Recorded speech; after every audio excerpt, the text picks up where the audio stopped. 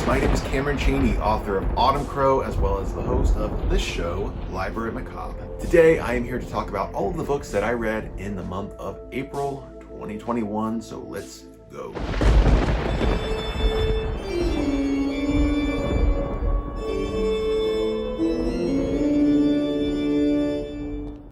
I read a total of 8 books in the month of April, so I didn't read quite as many as I was hoping. My goal is to read at least 10 a month, so not quite as good this month, but I did read some quality stuff. So quality over quantity, I'll take that any day. I did read one book though that I was not completely crazy about. In fact, I've been dreading doing a review of this book. So this is Spectre of Springwell Forest by Simon Dillon. I was sent this from Dragon Soul Press ages ago, so long ago. But now that stuff's starting to kind of calm down a little bit and I don't feel like I'm spiraling into a black hole, finally got around to reading this. So, all right, let's do this. I had so many contradictory up and down roller coaster emotions while reading this book, but not really in a good way.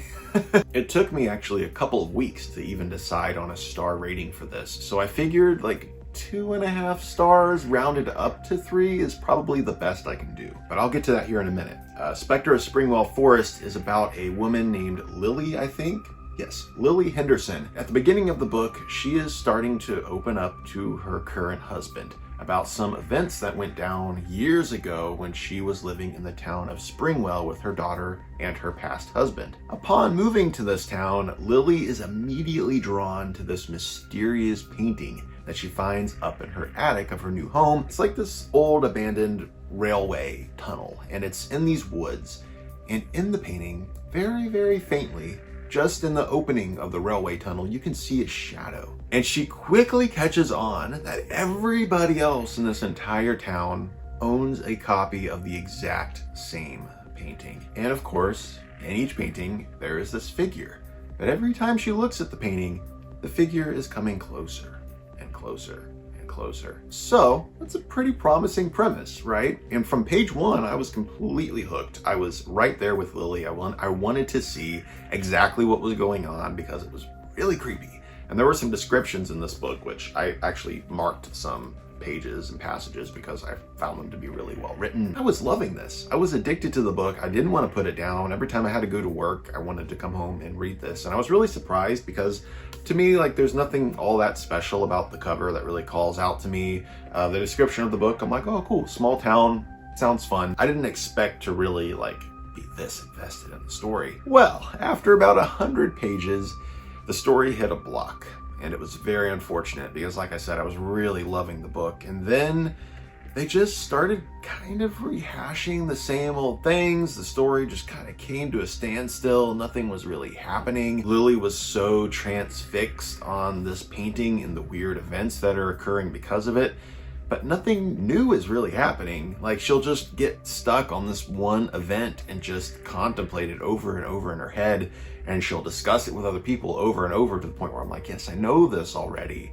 Please move on, make something spooky happen. As a writer myself, I was beginning to speculate whether or not maybe Simon Dillon had writer's block during this point in the story and he was having a hard time continuing. And I know from experience that that can happen. If you have writer's block, it can definitely show up in the narrative, but usually all it needs is just an editor to kind of tighten things up a bit. By around page 120 to 130, I wound up putting the book down for a solid month. I didn't pick it back up. I just wasn't interested in the story anymore, and there were a bunch of other things I wanted to read. I then came back to the book and I slogged my way through about 50 pages, and then I was ready to be done with it. I was like, you know what, I'm just gonna skim through the rest of the book because I do want to see how it wraps up and I do want to give it a fair review so I can know if it picks back up at the end. So I slogged my way through the last like 100 pages, and it did finally start to redeem itself at the end. It returned back to its more subtle roots while still amping up the action and the occult elements, and it was a really solid conclusion to the book. Like, it was very dark, very grim. I felt like the beginning and the end were both great.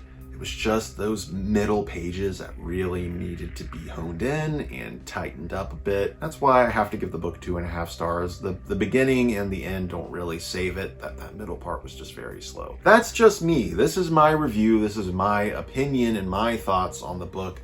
Doesn't mean that's going to be the case for everybody.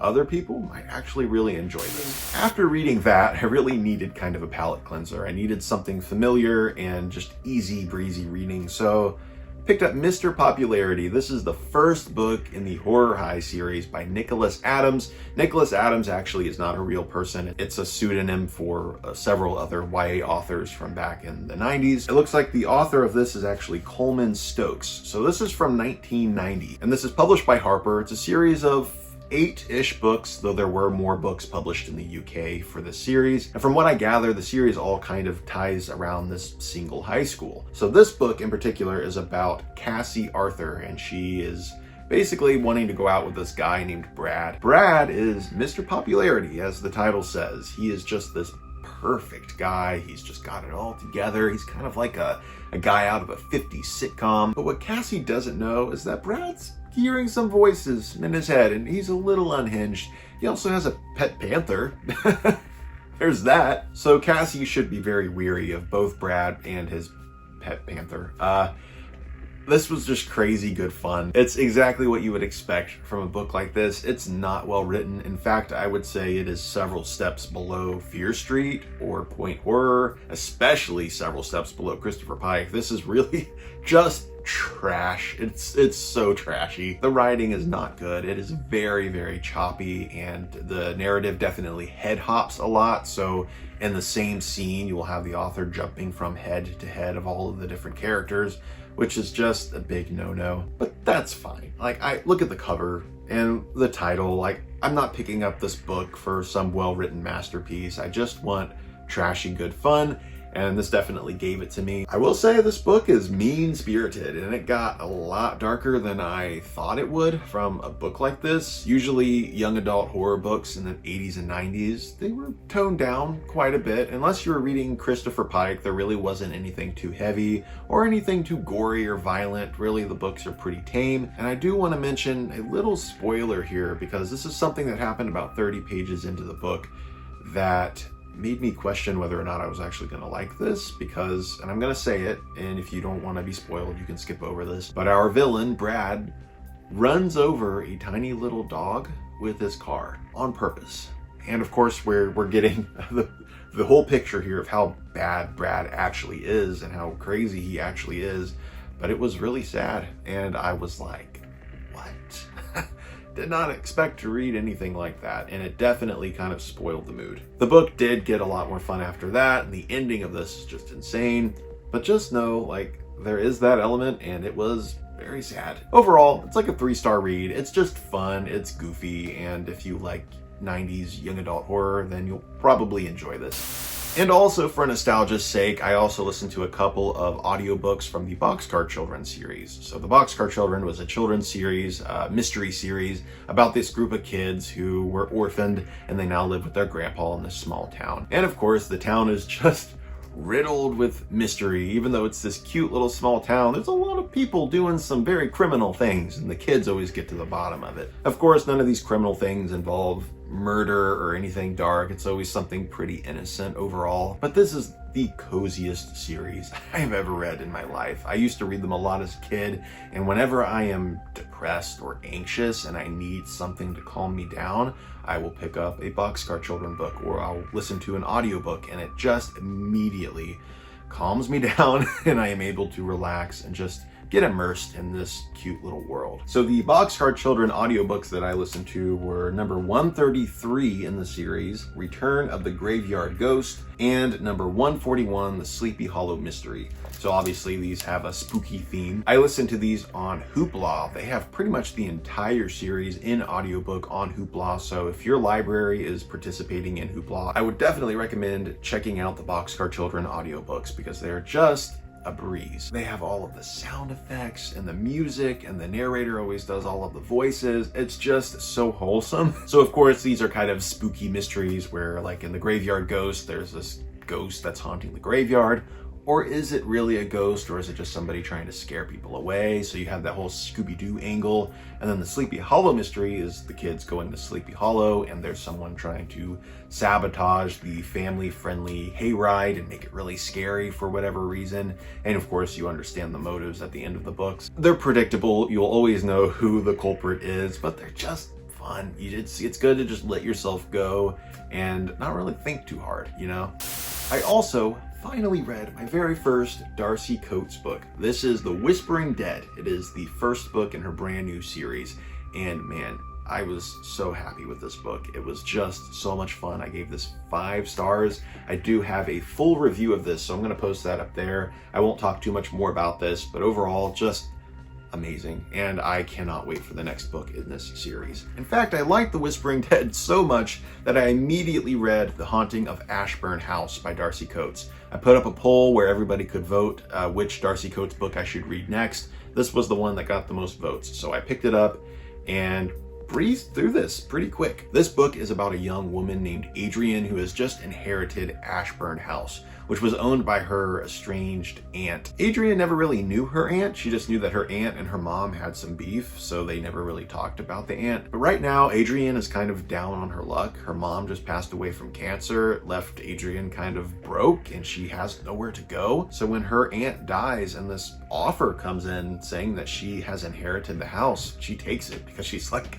I need somewhere to sleep. Immediately upon arriving to Ashburn House in this small town, she can see that there's definitely some local legend revolving around this house with the locals. And Adrienne can see why, because her aunt definitely seemed like a strange person. There are all of these words and phrases etched into the wood of the house. Like for instance, where a mirror should usually be in the bathroom, there is an etching that says no mirrors. There is also an etching in the kitchen table that says, it's Friday, have you lit the candle? I don't know if it said that exactly, but from what I remember, that's what it said. And this, of course, stems from the fact that everybody in town knows that every Friday night in the top window of the house, there was always a candle that was lit. And that's how they knew that the woman had died, is because it was Friday night, the candle isn't lit. So something must be wrong, right? It's not long before Adrienne begins to dig into the history of the house to see what it's all about. And she finds out that an entire family was murdered there brutally. And there's some kind of malevolent presence, of course, wandering about the grounds. So this was just so good. This just had all of that coziness and spookiness that I wanted. In fact, I stayed up until 3 a.m. the first night I started this book, and I got about halfway through just in the first night. I just couldn't put it down. Even when stuff wasn't really happening, like there's not a whole lot going on, there's just something very magnetic about Darcy's writing, and I needed more. Now, I know there are a lot of people who trash on this book, but it all boils down to taste at the end of the day. If you don't like anything I just said, odds are this probably isn't going to be the book for you, but I like cozy books. Like I just talked about 2 Boxcar Children books.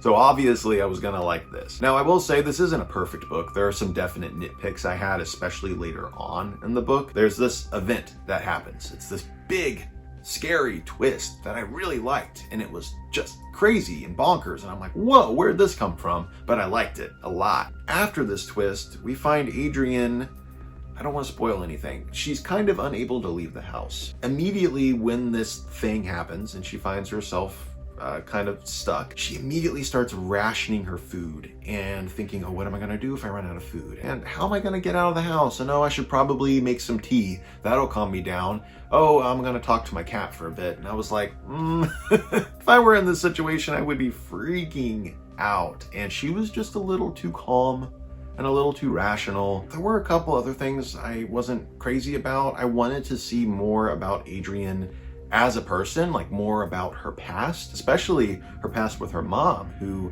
just passed away from cancer. Adrienne doesn't seem to be all that upset or grieving too much. I feel like there should have been more grief there. And Adrienne also mentions that her mom was very stoic, but we don't really learn anything else about her mom or about their past and their relationship together. And I feel like that would have enriched the story a little bit more to kind of explore Adrienne's past and her relationship with her mother. It needed a little bit more emotion in that way. But overall, it's just a fun read, and I can't wait. Can't wait to read more from her. I have so many other books I need to be reading, but all I can think of is, when am I going to be able to go back and read another Darcy Coates book? I have many on my shelf that I want to read, and I can't wait to finally pick up another one. So I'll be doing that soon. I just need to read a couple other books first. But anyway, there's The Haunting of Ashburn House. I gave this 4 stars. I also read a children's graphic novel last month called Witches of Brooklyn. This is about a young girl who has just been orphaned, and she is coming to live with her aunts, and her aunts might be witches, and that's all I gotta say. This was just a really fun, cute little graphic novel. I love the artwork, I love the story, it had so much heart. I think I gave this 4 out of 5 stars. It's just a really solid graphic novel, and I can't wait for volume 2. Highly recommend that one. And last but not least, I read, finally, the first book in the Babysitter's Club series by Anne M. Martin. This one is called KRISTY'S Great Idea. Now, I never read Babysitter's Club as a kid. These were more the books that my sisters would read. I was more focused on like Goosebumps and the spooky stuff, so I never really picked up Babysitter's Club. But I was very interested in reading them as a kid, because a lot of the books, of course, deal with a spooky house or ghosts. There's, of course, the mystery series, and I wanted to read those, but I would not dare touch them because they were girl books. I was a kid. It was the 90s. It was a different time. It's a shame that that had to be the case. And it wasn't because I thought, oh, those books are just for girls. It was more like I didn't want to be bullied. If you were a boy in the 90s in elementary school or middle school and you were reading a girl's book, that was cause for an attack. I don't know if you guys ever experienced anything like that, but I definitely did. I was bullied enough as it was, so I wasn't about to pick up a Babysitter's Club book and read one because it wasn't worth it. I mean, one time I was reading a Nancy Drew book in elementary school, and this girl that was sitting next to me was like, "That's a girl's book." "Are you a girl, Cameron?" Nancy Drew. I mean, seriously. So, yeah. Babysitter's Club? No, I wasn't gonna do it. But now I'm a grown man and I can read whatever the hell I want. So I read Babysitter's Club #1 and loved it. It's exactly what I was wanting. I gave this 5 stars. I don't think I really need to tell you what this series is about. Everybody knows. It's fun. It's just so fun, and I can't wait to just breeze through all of the other books. There's hundreds of them, but I want to read them all because they just remind me of being a kid. You know, those days of sitting under a tree in your front yard on a summer day, and you're eating a popsicle and reading a stack of books, and everything's right in the world, you know? And then you hop on your tricycle and you go play with your friends in the park. That's what this book feels like. I loved it. Just so good. Thank you all so much for watching. Please don't forget to comment and rate this video. Please give it a thumbs up. Please leave me a comment. That helps with the algorithm. I'm doing this part-time now, so I'm kind of relying on these videos for half of my income, and I need the help. So please comment, please rate, and if you haven't subscribed, I would definitely love to have you here on the channel. Thank you all so much for watching, and I will catch you in the next episode of Library Macabre. Later, creeps.